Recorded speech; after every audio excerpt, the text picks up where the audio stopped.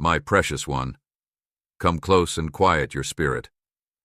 I want to speak to you about a system so beautiful, so counterintuitive, and so fundamentally true that it will unravel every knot of anxiety in your heart about provision. You live in a world that operates on an economy of scarcity. Its language is, there is not enough. Hold tightly. Protect what is yours. More for you is less for me.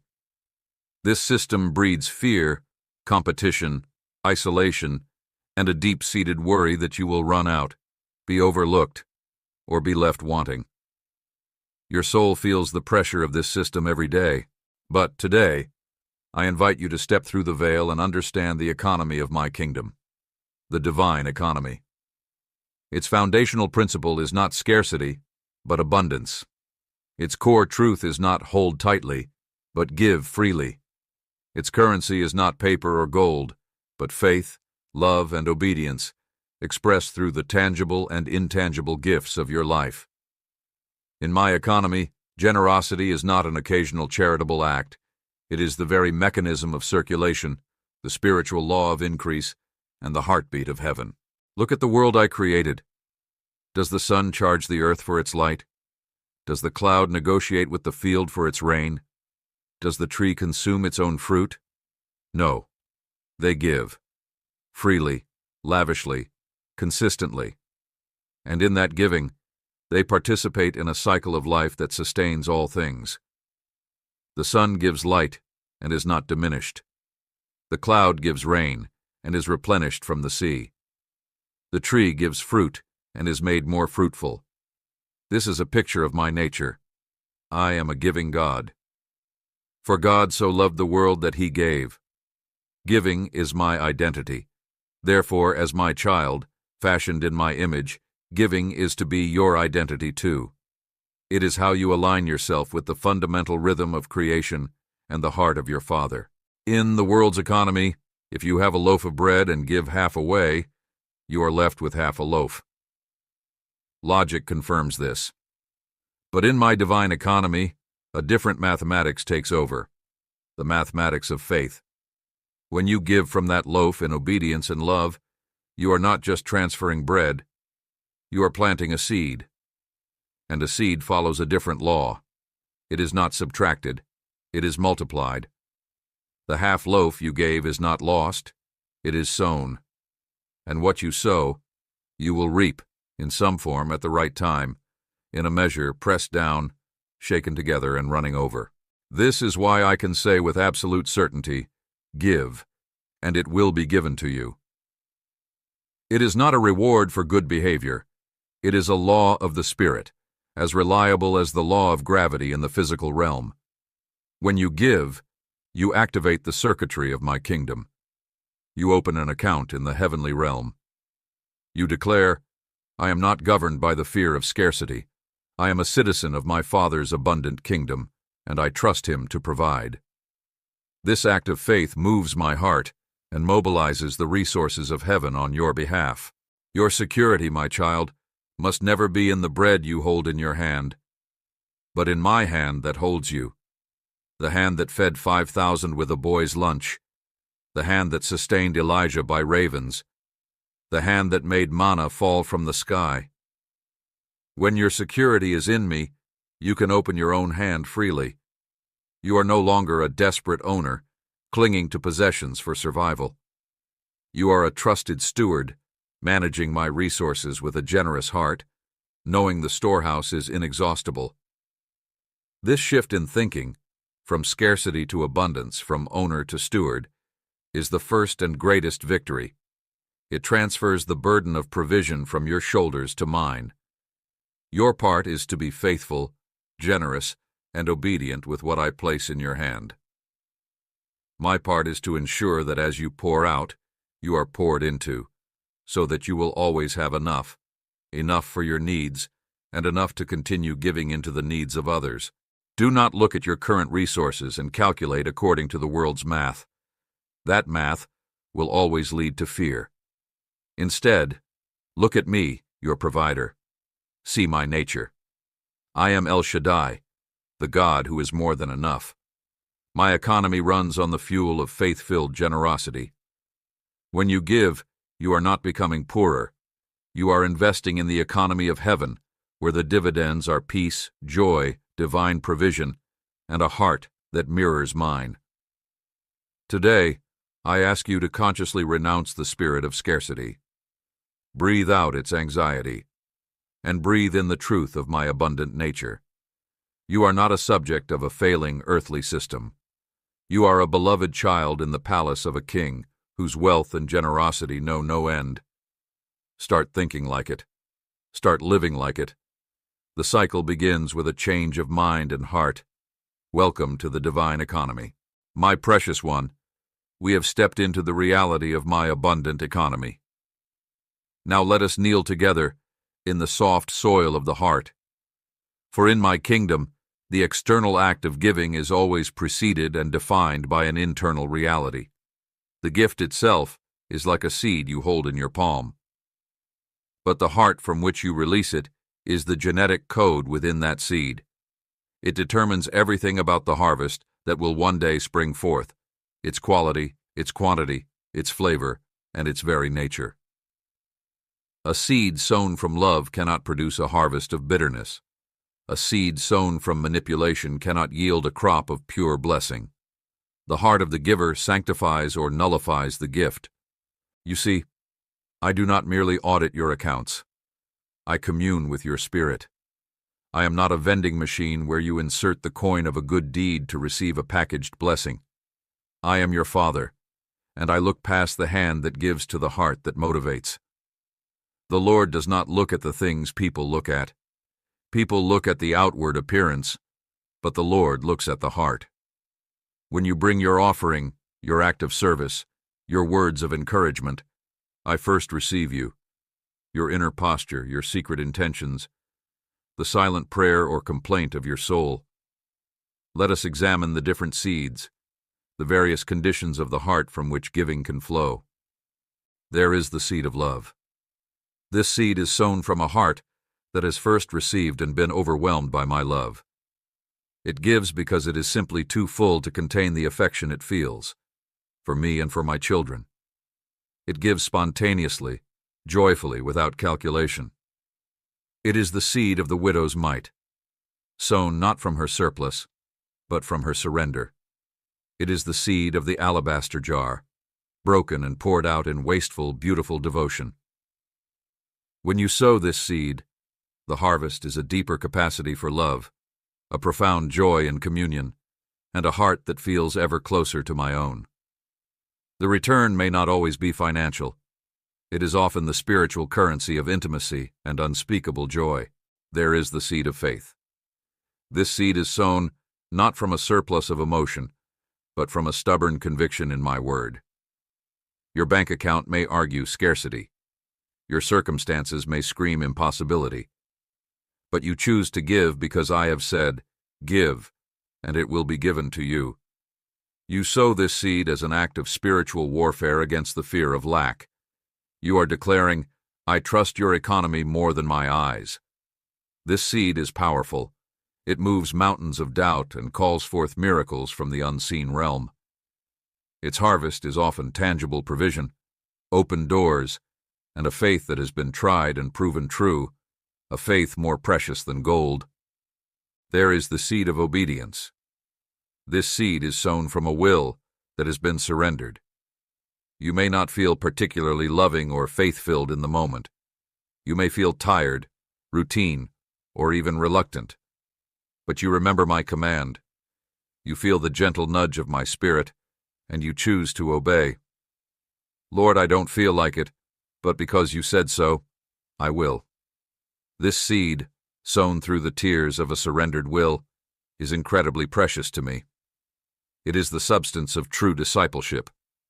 Its harvest is character, steadfastness, integrity, and a will that becomes more aligned with mine. It yields the quiet confidence that you are walking in my ways, regardless of fleeting emotions. But now, my child, we must also gently acknowledge the seeds that carry a corrupted code, seeds that may sprout, but will never bear the wholesome fruit of my kingdom. There is the seed of manipulation. This seed is sown with a string attached. It gives to get. It gives to control a response, to incur obligation, to secure a specific return. It is giving as a transaction, not a translation of love. This seed may indeed produce a kind of return. People may feel indebted. Circumstances may temporarily shift. But the harvest will be tainted with the flavor of control, disappointment, and relational exhaustion. It does not connect you to the cycle of my grace, but to the exhausting treadmill of human barter. There is the seed of pride. This seed is sown to be seen. Its primary audience is not me, but the eyes of others. It seeks the applause of the crowd, the title of generous, the enhancement of reputation. Jesus called this, having received their reward in full. The harvest of this seed is public recognition, and that is all it will ever be. The heavenly account remains untouched, for the reward was consumed in the moment of human praise. There is the seed of obligation and guilt. This seed is sown from a place of heaviness, of I should, or I must, or God will be displeased. It is giving as a duty, a tax paid to a distant deity. It carries no joy, no love, no faith. It is a dead seed. While the act itself may still benefit another, it yields no spiritual harvest in the giver's life, only a heavier burden of religious performance. My beloved, why do I show you this? Not to paralyze you with introspection, but to invite you into freedom. Bring your mixed motives to me. My light is not harsh. It is healing. Simply pray, Lord, search my heart. Purify my motives. Let my giving flow from love, faith, and obedience, and cleanse it from manipulation, pride, and duty. Cultivate the right heart by staying at the source. You cannot give pure love if you are not receiving my love daily. You cannot give in faith if you are not immersed in my word. You cannot give in obedience if you are not familiar with the sound of my voice. The cycle begins with you receiving from me. Let my love fill you until it overflows. Let my faithfulness bolster your faith. Let my will shape your obedience. Then, when you give with a smile in your spirit. Give as an act of worship. Give as a love letter to me. Give as a declaration of trust. Don't give to get. Give because you already have. You have me, my love, my promise, my eternal life. From that place of secure abundance, sowing good seed becomes the most natural thing in the world. Remember, the harvest always reveals the seed. Sow love, and you will reap a life surrounded by love. Sow faith, and you will reap a future built on miracles. Sow generosity from a pure heart, and you will step into a cycle of blessing that transcends understanding. Today, tend to the garden of your heart, for from it are the issues and the seeds of life. My beloved child, now we come to the unshakable bedrock of the cycle, the fixed law upon which all of creation and my kingdom operates. It is a law as reliable as sunrise, as predictable as the tides, yet so often misunderstood or feared. This is the law of sowing and reaping. It is not a suggestion, not a motivational principle, but a spiritual certainty woven into the fabric of reality by my own hand. To understand it is to hold the key to peace in every season of your life. Do not be deceived. God cannot be mocked. A man reaps what he sows. These words are not a threat. They are a loving revelation of the consistent, trustworthy system I have established. Just as I set gravity to govern the physical world, I set this law to govern the spiritual and moral universe. It ensures that choices have consequences, that faithfulness yields fruit, and that love, in time, begets love. It is the mechanism that makes my divine economy just, predictable, and full of hope. Let me unfold this law for you in its beautiful, multifaceted truth. First, it is a law of correspondence. You will always reap in kind with what you have sown. Sow tomato seeds, reap tomatoes. Sow kernels of corn, reap ears of corn. This is true in every realm. Sow seeds of kindness, and you will reap a harvest of kindness, though it may come from unexpected hands. Sow seeds of criticism and judgment, and you will find yourself surrounded by a critical spirit. Sow seeds of generosity, and you will reap a harvest of provision. The harvest mirrors the seed. You cannot sow thistles and expect roses. This is why guarding your heart and your daily actions is of paramount importance. You are, in every moment, planting the future you will inhabit. Second, it is a law of multiplication. One seed, when sown, does not produce one seed in return. It yields a whole plant, bearing many seeds. The return is always greater than the initial offering. This is my principle of increase. A single act of forgiveness can dismantle a mountain of bitterness. A small financial seed given in faith can break the spirit of poverty over a family line. A word of encouragement sown into a weary soul can blossom into a lifetime of renewed purpose. Do not despise the smallness of your seed. In my hands, under the nurture of my spirit, it contains a multiplicative potential you cannot fathom. You are not just giving.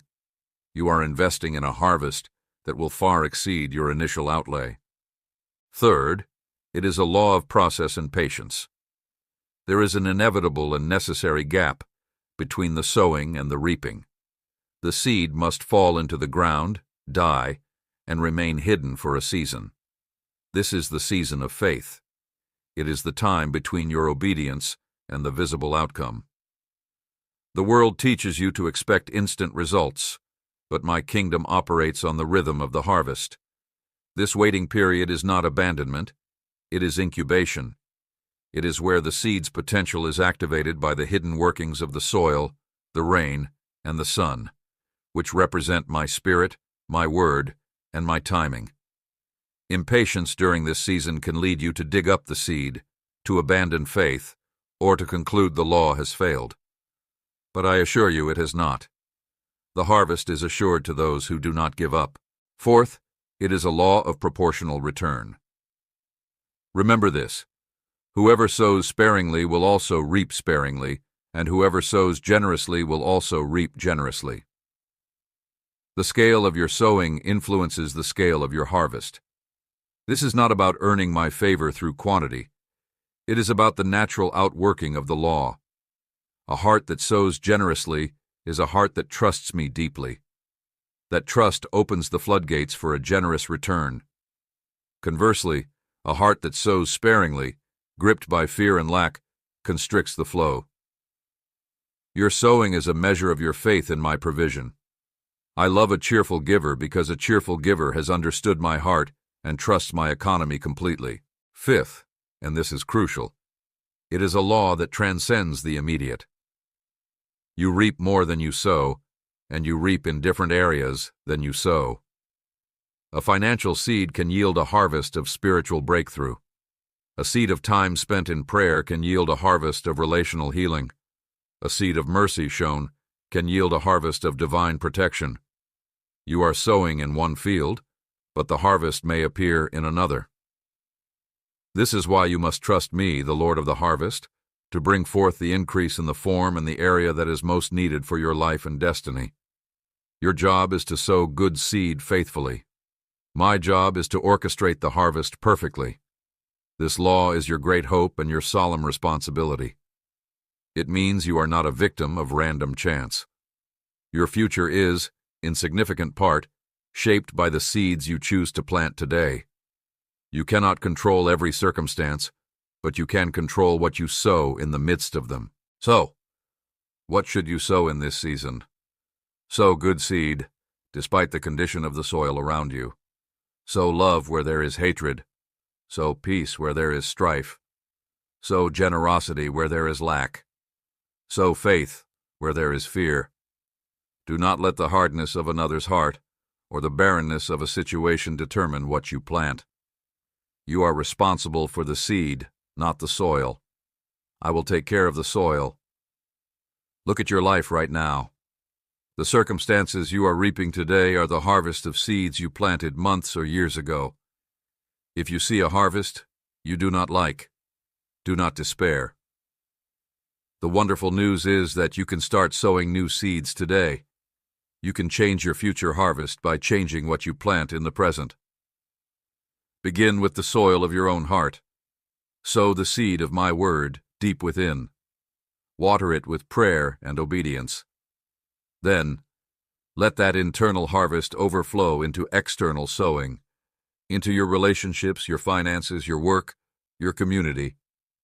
The law of sowing and reaping is irrevocable. It is always working, for good or for ill. Let this truth steady you with hope and direct you with wisdom. Sow with intention. Sow with faith. Sow with joy. For the harvest is coming, and it will be a testament to my faithfulness and to the power of a life that trusts in the certainty of my ways. My precious one, we have spoken of the economy of heaven and the law of sowing and reaping. Now, I want to take you deeper into a principle that unlocks the very heart of that law, a principle that is less about mathematics and more about relationship. This is the first fruit principle. It is the sacred practice of giving first, giving best, and giving willingly, not from your leftovers, but from your very first and finest increase. It is the tangible way you declare, all I have comes from you, and my trust is in you, not in the harvest itself. From the dawn of human history, I established this principle. Abel brought fat portions from the firstborn of his flock. The Israelites were commanded to bring the first sheaf of the harvest, the firstborn of their flocks, the first of their dough. Why? Not because I needed their produce, but because their hearts needed to acknowledge the source of all provision. The first fruit offering was never about the size of the gift. It was about the posture of the giver. It was a declaration of priority, trust, and worship. Consider the profound meaning woven into this act. First, it is an act of prioritization. By giving the first and the best, you are saying, God, you are my first priority. Before I pay my bills, before I feed my family, before I invest in my future, I acknowledge that every good thing comes from your hand, and I honor you first. This act dethrones money, security, and self-sufficiency from the altar of your heart and reinstates me as Lord. It breaks the power of mammon. It declares that your life is not built on your ability to produce, but on my faithfulness to provide. Second, it is an act of trust. To take the very first of your income, the very first of your time, the very first of your energy, and offer it to me requires raw, practical faith. It feels risky to the natural mind. What if there isn't enough left for me? But that is exactly the point. You are demonstrating that your security does not lie in the 90% that remains, but in the 100% that belongs to me and which I lovingly entrust to you. You are acting out the truth of the verse. Honor the Lord with your wealth, with the first fruits of all your crops. Then your barns will be filled to overflowing. The overflowing barn is not a transaction. It is the natural consequence of a heart that has chosen to trust the provider over the provision. Third, it is an act of consecration. When you offer the first fruits, you are not just giving a portion, you are sanctifying the whole. In my law, when the first sheaf was offered, the entire harvest was considered holy and acceptable. By giving the first part to me, you are placing the entire remainder under my blessing and stewardship. You are saying, Lord, this entire paycheck, this entire project, this entire season of my life, I consecrate it to you. Use it for your purposes. This transforms the mundane into the sacred. Your work becomes worship. Your budget becomes a ministry. Your home becomes a sanctuary. Fourth, it is an act of thanksgiving and declaration. The first fruit offering is inherently a thank offering. It is done with a heart that remembers the seed was given, the rain was sent, the growth was granted. It is a proactive declaration of gratitude, not a reactive response to surplus. It says, I thank you for what I have right now, and I trust you for what is to come. This breaks the spirit of entitlement and cultivates a spirit of joyful gratitude. It keeps your heart soft and your eyes fixed on me, the giver of every good and perfect gift. My beloved, this principle applies far beyond finances. It is a way of life. Give me the first fruits of your day, the first quiet moments upon waking. This consecrates your time. Give me the first fruits of your creativity, the first idea, the best effort, offered as a work of worship. This sanctifies your talents. Give me the first fruits of your relationships, the first intention to love, to forgive, to serve. This invites my presence into your connections. Give me the first fruits of your attention, turning to me before turning to the noise of the world. This guards your peace. When you live by the first fruit principle, you step out of the realm of mundane calculation and into the realm of covenantal blessing. You are no longer a mere consumer of resources. You are a priest, offering up the fruits of the land to your king. And a king is honor-bound to care for those who serve in his house. Do not misunderstand. This is not a magic formula to manipulate me into giving you more. That would be witchcraft, not worship. This is about aligning your heart with the reality of my lordship. It is about breaking the power of greed and fear by the deliberate, worshipful act of letting go of the first and the best. I challenge you, my child. Where do you feel the pinch of fear? Where do you clutch something tightly, thinking, "This is mine. I need this. I earned this"? That is the very place to practice the first fruit principle. Offer that thing, that time, that money, that dream, to me. Place it in my hands and say, "You are my source. I trust you with this and with all that follows." Watch what happens. I do not promise that you will become wealthy by the world's standards, but I promise you will become rich in trust. You will become rich in peace. You will become rich in the joy of seeing my faithfulness unfold. The barns that overflow may be the barns of your heart, overflowing with gratitude, with generosity, with a profound sense of being cared for. The first fruit principle is the key that turns the cycle of giving and receiving from a theory into a lived, joyful reality. It is the practical step of faith that says, "I believe in the economy of heaven more than the economy of earth. And I, your Father who sees in secret, will honor that faith. I will become your sure foundation, your overflowing portion, and your eternal reward. Start today. Offer me your first. Honor the source, and watch the cycle of blessing begin. My beloved child, come and sit with me in the quiet. Look down at your own two hands. See them? These instruments of holding, of grasping, of working, of clinging. Today I want to speak to you about the most profound spiritual posture you can learn, the posture of the open hand. It is the physical embodiment of a heart that has understood the cycle of my grace. For a hand that is tightly clenched around what it possesses can neither give freely nor receive anything new.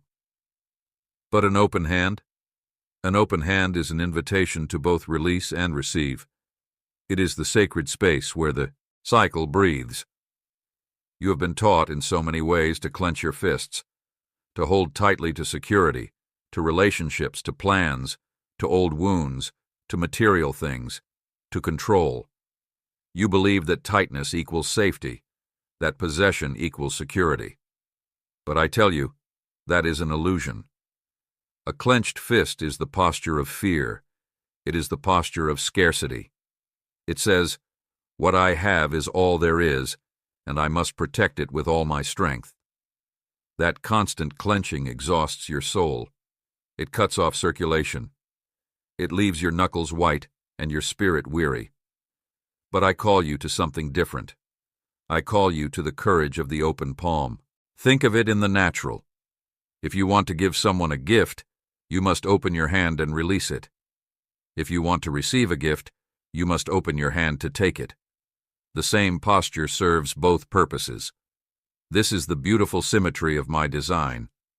The act of releasing, giving, and the act of accepting, receiving, require the same surrender, the same vulnerability, the same trust. An open hand is a hand that is free, free to give generously because it is not owned by what it holds, and free to receive joyfully because it is not already full of other things. What are you clutching today, my child? Is it a grudge? That bitter stone you've polished in the dark pocket of your heart? Your fist is clenched around it, and the edges are cutting into your own soul. To open your hand and let it roll out is not to say the hurt didn't matter. It is to say, I trust you, God, with the justice and the healing. I release this weight to you. That open hand, now empty of the stone, is ready to receive my peace. Are you clutching control over a situation or a person? Your fingers are tired from trying to manipulate outcomes, to force solutions, to manage every detail. To open that hand is an act of terrifying faith. It is to say, not my will, but yours be done. And in that release, you create space for me to work in ways you could not imagine. Your open hand becomes a place where I can place my divine strategy, my unexpected solution. Are you clutching financial security? The bank statement? The plan? The safety net? To tithe, to give generously, feels like prying your own fingers open. But when you do it, when you open that hand and let the portion I ask for flow out, you are performing a powerful act of spiritual declaration. You are saying, my provider is not this currency, but the God who owns every resource. I trust you more than I trust this. That open hand is now positioned under the faucet of heaven's provision. You have made room for me to fill it. The principle is this: your capacity to receive is directly related to your willingness to release. A clenched fist has no capacity. It is already full of tension, full of fear, full of the one thing it refuses to let go. But an open hand? It has limitless potential. It is an empty vessel, a ready cup, a satellite dish tuned to the frequency of grace. This is why the cycle works. You give, you open your hand and release. This creates an empty space, a vacuum in the natural and spiritual realm, and nature and my spirit abhors a vacuum. Something must fill it. When you create that holy emptiness through obedient, trusting release, I rush in to fill it with more of myself, with my peace, with my provision, with new opportunities, with deeper joy. You have not lost. You have made room for upgrade. You have traded the seed for the harvest. You have exchanged the temporary for the eternal. Practice this, my beloved. Throughout your day, consciously unclench your heart's fists.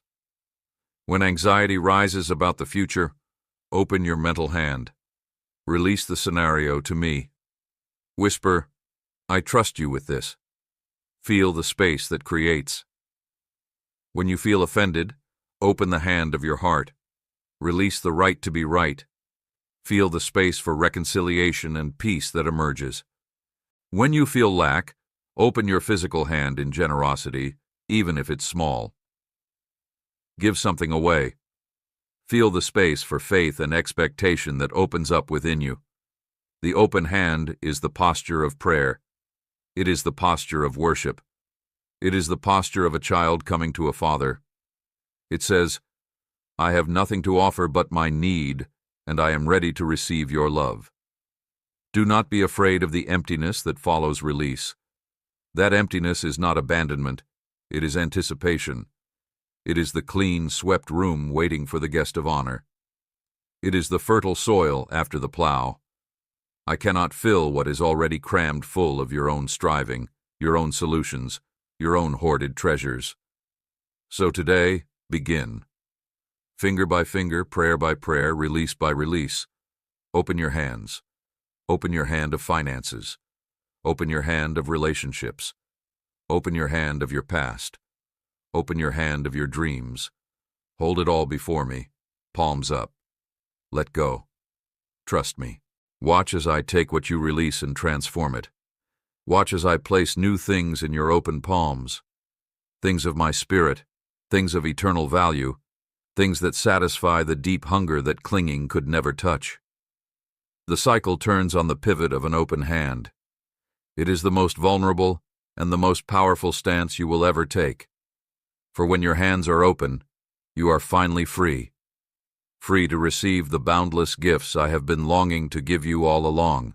My precious one, we have laid the foundation of principles: the economy, the heart, the law, the first fruits, the open hand. Now let us see these truths not as isolated ideas, but as interlocking gears in a magnificent living machine. Let us witness the cycle in motion. This is where understanding becomes lifestyle, where principle becomes breath, where you stop thinking about giving and receiving and start living within its current. For this cycle is not a cold spiritual transaction. It is a warm, relentless transformation. It changes you from the inside out, reshaping your identity, rewriting your instincts, and releasing you from the prison of fear. When you begin to live in this cycle, something profound shifts in your core understanding. You are no longer an owner. You become a steward. An owner says, "This is mine. I control it. I decide its fate." A steward says, "This is yours, Lord. You have entrusted it to me. How would you have me use it for your purposes?" This shift in identity is the most liberating truth you will ever embrace. The burden of possession evaporates. The anxiety of loss dissipates. You are free to manage with wisdom and distribute with generosity, because you know the true owner is infinitely wealthy and utterly faithful. Your role is not to hoard, but to channel. This transformed identity then rewires your instincts. The instinct of scarcity, to cling, to compare, to fear, is slowly replaced by the instinct of abundance, to share, to celebrate others, to trust. It happens gradually. At first, you must consciously choose to give when every fiber of your old nature screams to hold back. But as you obey, as you see my faithfulness in the aftermath, a new neural pathway of faith is carved. Soon, generosity becomes your first thought, not your last resort. Joyful giving becomes a reflex, not a calculation. You begin to look for opportunities to be a conduit, because it feels more like your true self than clinging ever did. This is how the cycle breaks the power of fear and lack. Fear cannot survive in an atmosphere of continual gratitude and trust. When you are actively looking for ways to give, you are by default acknowledging that you have something to give. You are confessing abundance, not lack. When you give in faith, you are striking a blow against the spirit of poverty that whispers, "There will never be enough." Each act of giving is a declaration of war on that lie, and as you keep declaring it, the lie loses its voice in your life. The cycle becomes a flywheel of faith, gaining momentum. The more you give, the more you trust. The more you trust, the less you fear. The less you fear, the more freely you give. But understand, my child, the cycle is not a perfect mechanical circle where you put in a coin and get a candy every time. It is a spiral ascending into trust. Sometimes the return comes swiftly and in the form you expect. Often it comes slowly or in a completely different currency, a deepened relationship, a miraculous peace, a protected child, a closed door that saves you from disaster. The return is not always a replica of what you gave.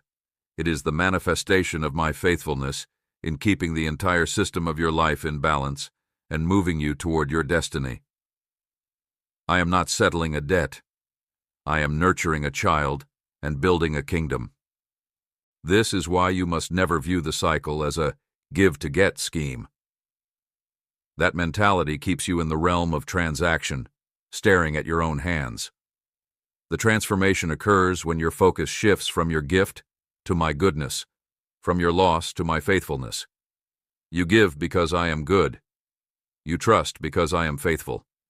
The return is simply the evidence that I am who I say I am. The joy is in the partnership, not the profit. So, how do you keep the cycle in healthy motion? You tend to the three key relationships within it. 1. Your upward relationship with me, worship. This is the intake valve. You stay connected to the source through prayer, worship, and my word. You fill your heart with reminders of my nature, that I am a giver. You receive my love until it overflows. This is not passive. It is the active drinking that makes the outflow possible. 2. Your inward relationship with yourself, stewardship. This is the processing chamber. You manage your resources, time, talent, treasure, emotion, with wisdom and integrity. You check your motives. You repent of greed and fear. You cultivate gratitude. You make conscious decisions to align your spending, your schedule, and your energy with kingdom priorities. 3. Your outward relationship with others, generosity. This is the outflow pipe. You look for divine appointments to bless, encourage, and give. You see people as souls to be loved, not accounts to be balanced. You give without strings, without expectation of earthly return, because you know the books are kept in heaven. When these 3 relationships are healthy, the cycle spins effortlessly.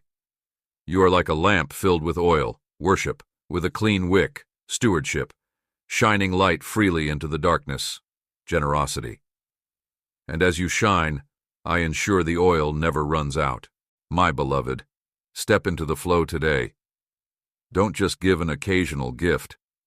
Adopt a lifestyle of cyclical grace. Make your life a loop where blessings flow in, are enjoyed with gratitude, are shared with joy, and create space for more to flow in. Break the linear worldly mindset of accumulate and consume. You are not in a desert, rationing your last canteen. You are in a river, and the water is flowing through you. Your job is not to dam it up, but to let it flow, to direct it to the dry places and to drink deeply as it passes. This is the transformed life. This is the victorious life. This is your life, in me. The cycle is not around you. It is within you. Let it move. Let it transform you. And watch as I transform the world through you. My beloved child, we have journeyed to the summit of understanding. From the principles of heaven's economy to the transformation of your very identity, we now arrive at the destination for it all, a life of perpetual flow. This is not a peak you visit on occasion. It is the very atmosphere I created you to breathe. It is the state of being where giving and receiving cease to be separate acts you perform, and instead become the continuous, joyful rhythm of your existence, like the heartbeat of your spirit. This is the call to become more than a periodic giver. It is the call to become a permanent conduit of my blessing. A conduit is not the source. It does not create the water. It carries it. It is defined not by what it holds, but by what passes through it. Its purpose is connection and delivery. Its health is measured by its lack of obstruction. Its joy is in the unimpeded flow. This, my precious one, is your highest calling. To be so aligned, so clean, so surrendered, and so connected to me, the source, that my life, love, and resources flow through you as naturally as your own breath. You become a living riverbed for my grace. When you live as a conduit, you exit the exhausting paradigm of not enough. You are no longer an isolated reservoir, anxiously measuring your water level, fearing evaporation, and hoarding every drop. You are a channel connected to an endless spring. Your focus shifts from the stressful maintenance of your own supply to the joyful stewardship of heaven's supply to a thirsty world. Your prayer changes from, Lord, fill me up, to Lord, flow through me. You understand that being filled is not an end in itself. It is for the purpose of overflow. This perpetual flow is marked by 3 profound freedoms. First, freedom from the tyranny of calculation. The conduit does not stop the flow to measure how much has passed through. It does not keep a ledger of gallons given versus gallons received. When you are living in the flow, you release the need to audit every spiritual transaction. You give because it's your nature to give, as a branch's nature is to bear fruit.